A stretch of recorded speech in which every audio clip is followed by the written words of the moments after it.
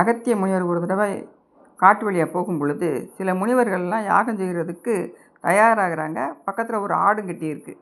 அவர் அந்த ஆடை அவிழ்த்து விடும்படி சொல்கிறாரு.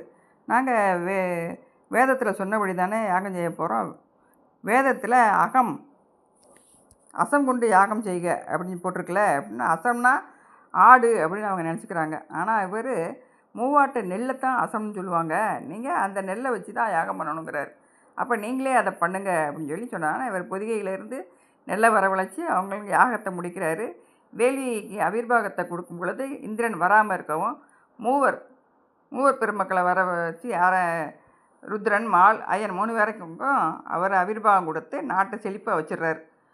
அப்புறம் இந்திரன் கூப்பிட்டு அவனுக்கு இனிமேல் இப்படி அகிம்சை முறையில் தான் நீ யாகத்தை அவிர்வாகத்தை வாங்கிக்கிறணும் அப்படின்னு ஆணை பரவிக்கிறார். எல்லா உயிரையும் தன் உயிர் போக